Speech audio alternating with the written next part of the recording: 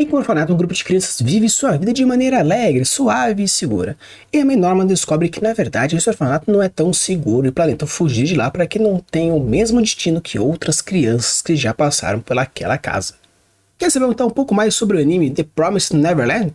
Então simbora!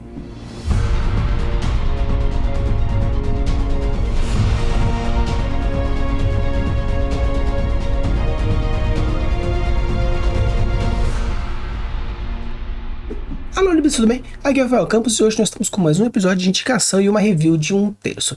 Basicamente, como que eu faço? Considerando a premissa dos 3 atos, o primeiro ato corresponde à apresentação dos personagens, protagonistas, antagonistas, vilão, problemática, ponto de conflito e outros elementos que são necessários para você entender a história, ou pelo menos entender o rumo dessa história. Então, como que eu faço? Eu assisto todos os episódios, então com isso eu consigo tirar o primeiro terço onde eu faço a review para vocês. Obviamente, quando é muito gigante, lá tem 200, 300, 400 episódios, é um tanto complicado, então eu faço normalmente quando é pedido esse tipo de review, mais ou menos de um arco ou de alguma temporada. Como no caso são apenas 2 temporadas, é algo curtinho, eu assisti os primeiros 1/3 de episódios e com isso eu trago para vocês. Obviamente, se eu acho interessante, eu assisto como um todo, mas para trazer a review para vocês e trazer aquela primeira premissa e ver se vocês vão gostar da indicação, eu trago esse primeiro 1/3. Eu vou falar os primeiros 6 episódios, uns resuminhos mais ou menos do que acontece, sem trazer muitas informações. Então, se você não gosta de um spoiler e quer diretamente para minha review, é só ir na parte capitular, que os episódios são separados bonitinhos,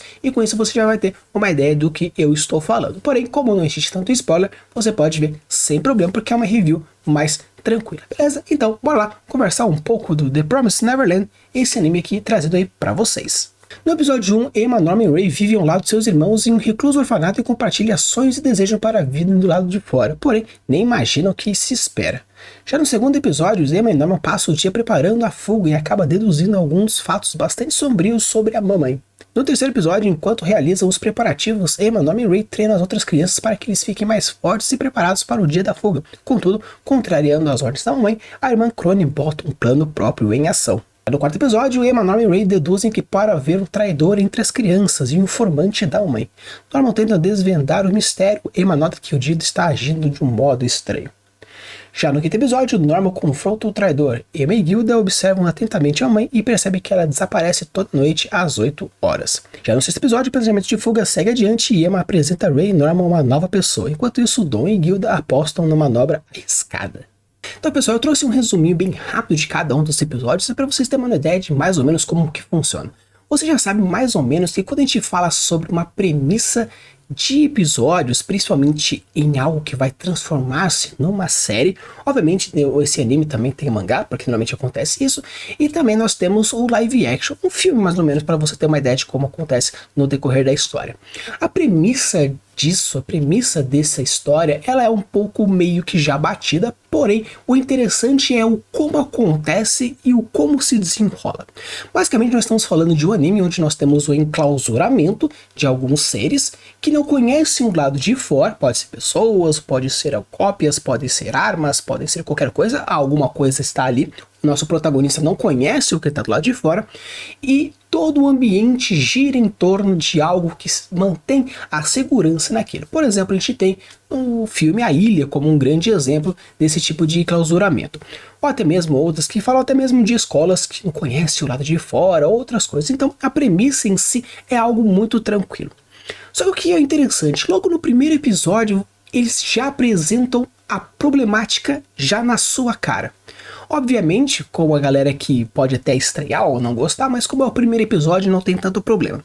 Basicamente nós estamos falando de que as crianças na verdade vivem dentro de uma fazenda de humanos. Algo que já aparece também no filme Matrix, onde eu falei um pouquinho sobre o filme, é interessante porque existe essa fazenda. No caso de Matrix, os seres humanos são baterias e no caso desse anime nós estamos falando de alimentos mesmo. E os alimentos que eles são, ou seja, os humanos, essas crianças, são alimentos de demônios. Demônios ou criaturas, eles chamam de Akumas, porém pode ser outras criaturas diversas, aí não se sabe até então.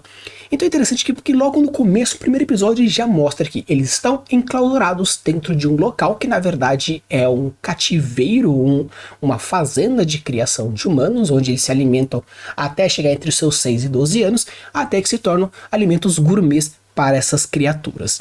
Algumas pessoas podem até imaginar que, nossa, já está trazendo logo de cara e o mistério por detrás.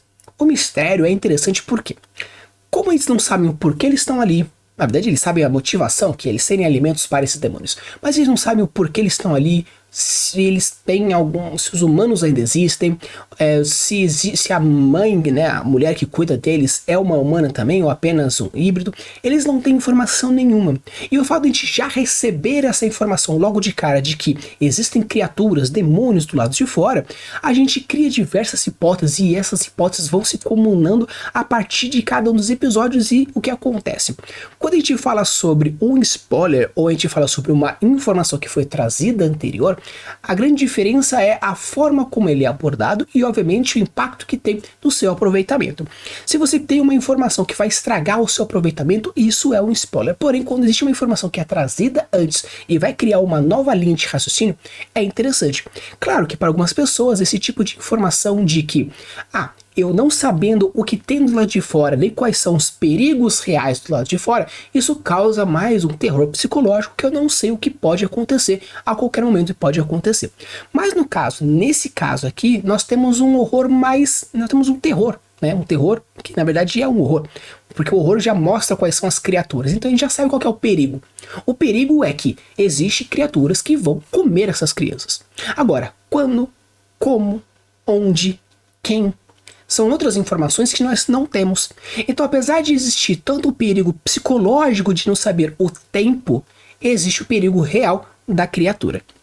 Claro que dependendo da forma de abordagem que você pode fazer, seja de uma, seja de outra, a construção de enredo que é bem trabalhado aqui. Por quê? Nesse anime, logo no primeiro episódio já é mostrado que existe essa criatura e essa forma de lidar. Você já cria essas situações que todo o ambiente começa a ser um perigo em potencial.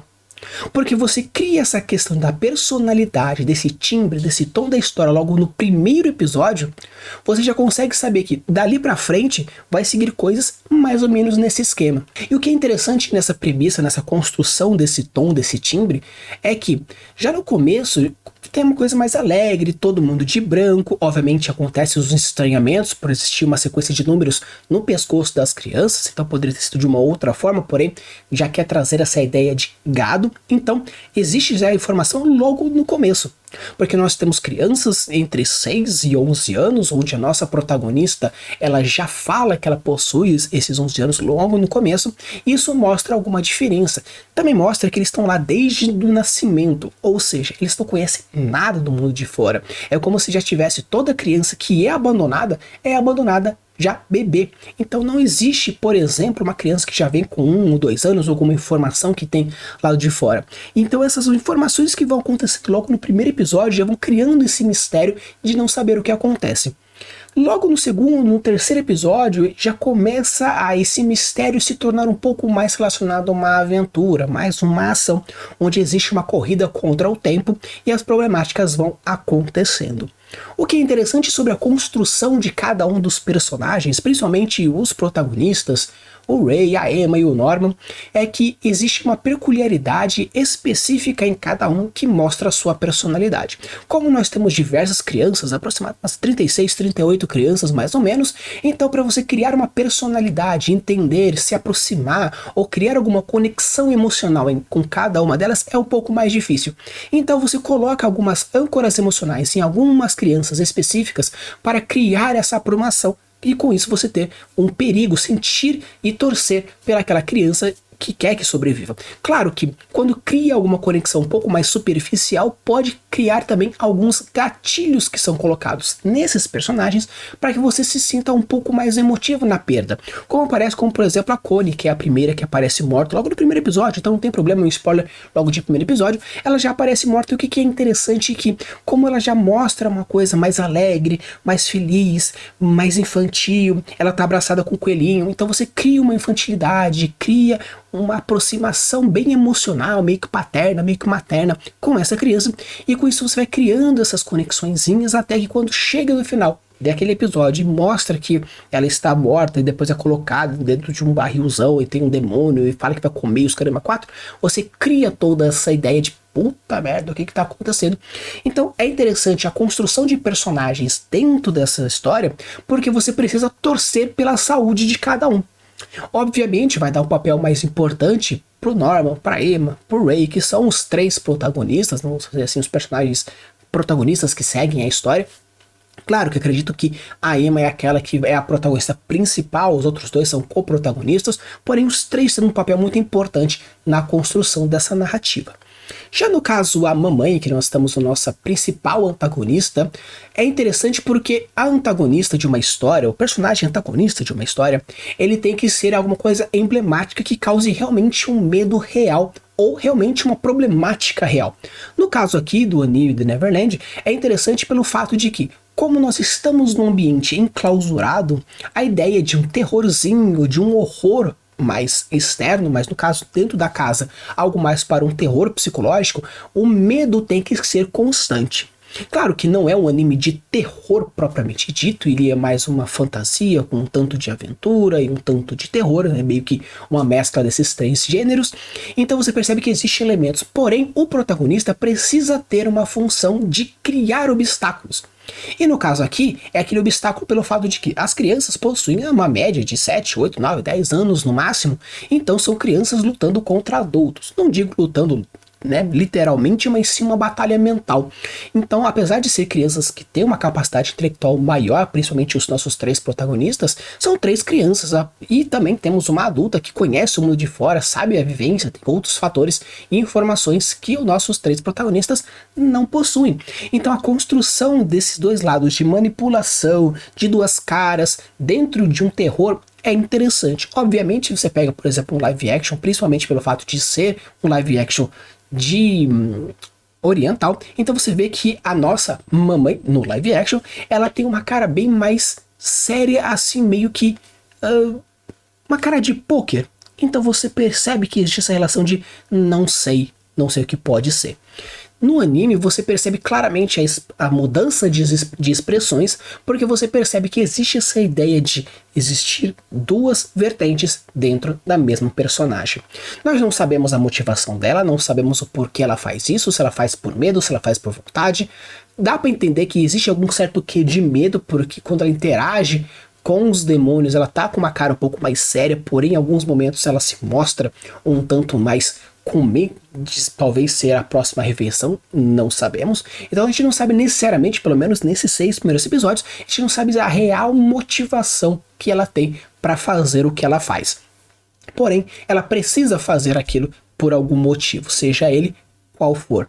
Então a ideia da construção desse antagonista é interessante, principalmente pelo fato de que tem que ser emblemático, ele precisa ter a mesma vontade que o nosso antagonista, nosso protagonista, desculpa, no caso de que as crianças precisam estar lá, as crianças precisam sair. Então, quais é o ponto de conflito? Quais são os pontos de conflito? No caso aqui, as crianças. No caso que pode ser que o nosso protagonista, o ponto de conflito, seja ele mesmo? Pode, não tem problema. Por quê? As crianças anseiam a liberdade delas.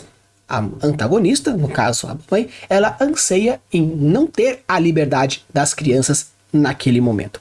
Então é interessante, principalmente pelo fato de que eles buscam o mesmo ponto de conflito.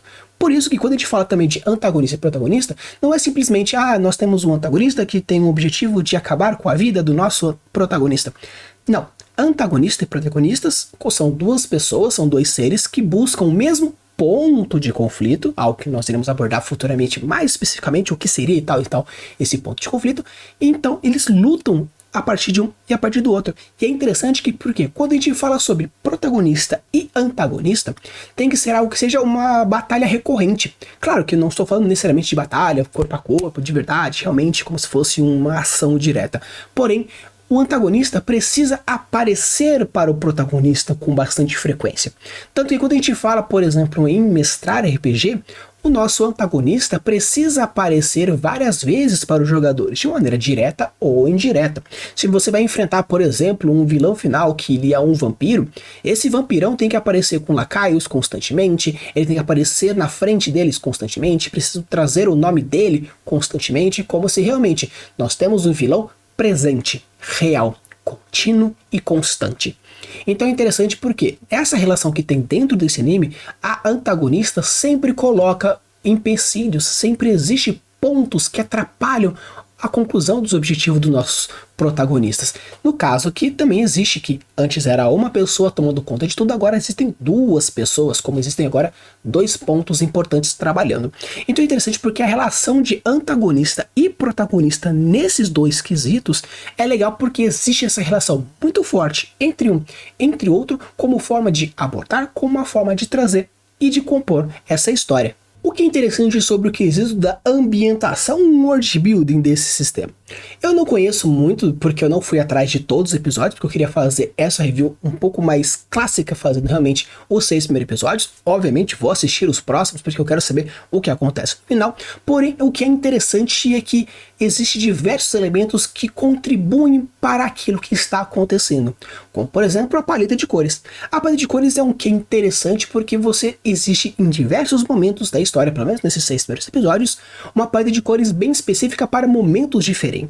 Como, por exemplo, no primeiro episódio, onde está todo mundo alegre, todo mundo feliz, a paleta de cores está muito mais clara. Apesar de ser o verde, o branco, o amarelo, o laranja, o céu, o azul, todas as cores se mantêm durante todos os episódios, porém você percebe que o tom está mais escuro a partir do segundo episódio, porque você percebe que é como se estivesse dentro da cabeça das crianças agora que o mundo está mais escuro, porque eles descobriram a verdade.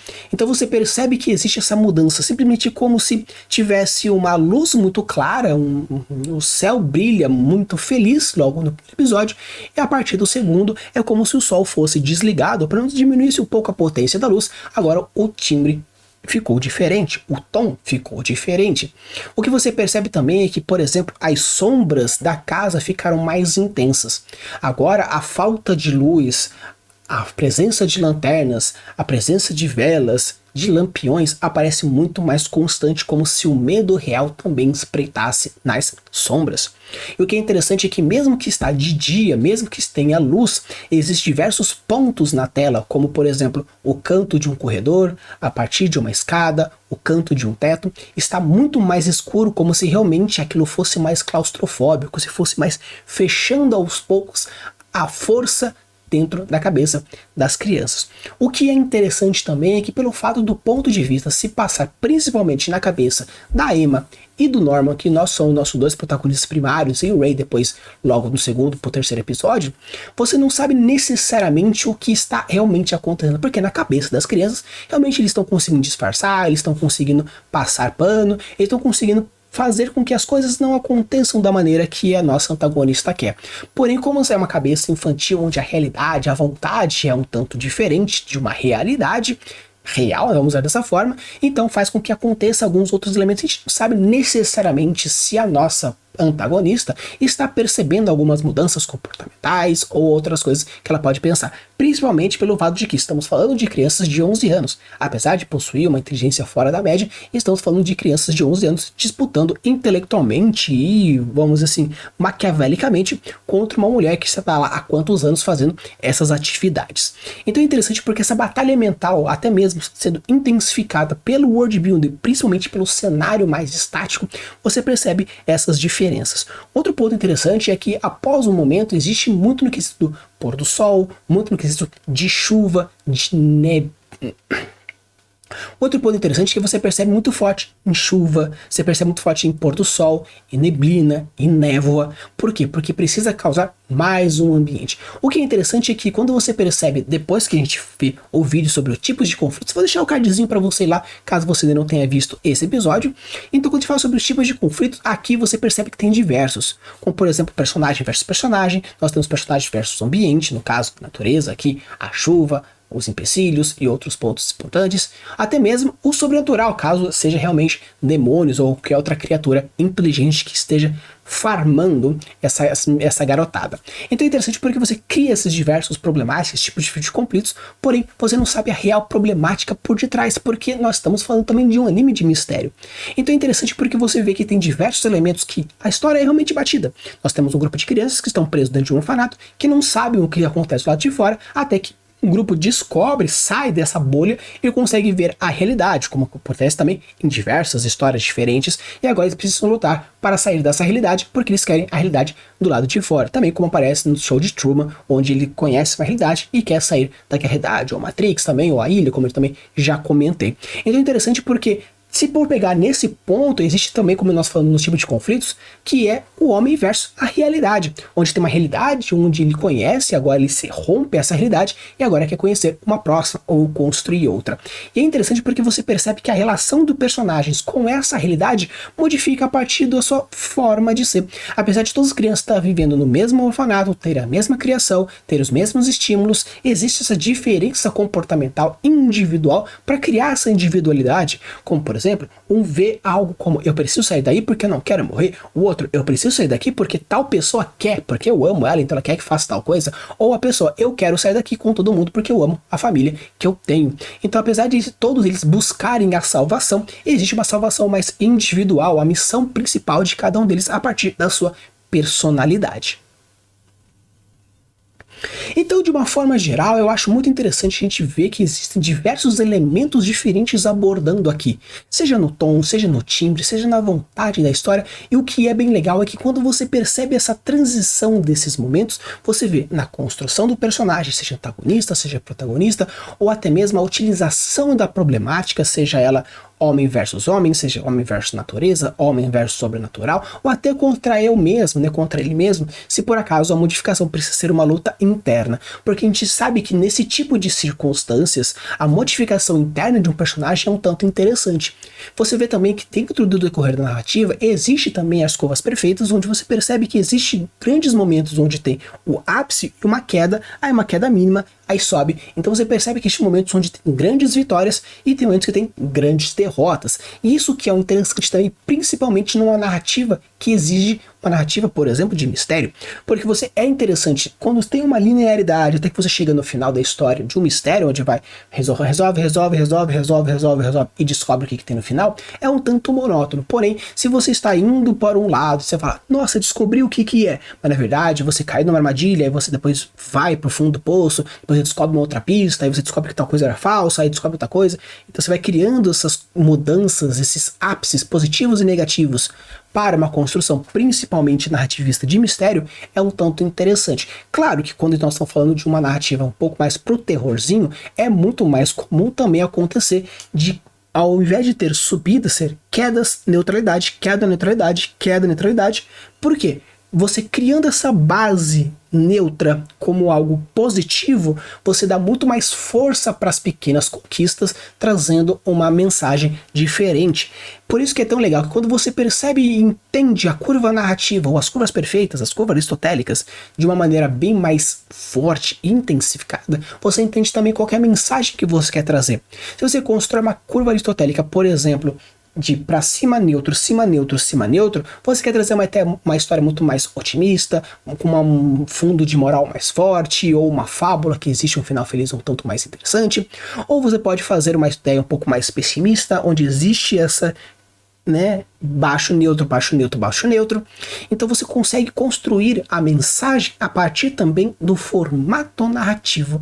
E no caso aqui, apesar de existir curvas aristotélicas onde tem fatores positivos e fatores negativos, em alguns momentos acontece de negativo, neutro, negativo, neutro, negativo, neutro, onde realmente existe esse grau de crescimento de problemática. E o interessante é que, apesar de você trazer essa premissa que existe criaturas do lado de fora, serve para muito mais você causar mais um quê de horror na sua história, porque pelo menos nos primeiros 6 episódios não existe necessariamente a presença dessas criaturas como uma força atuante propriamente dita.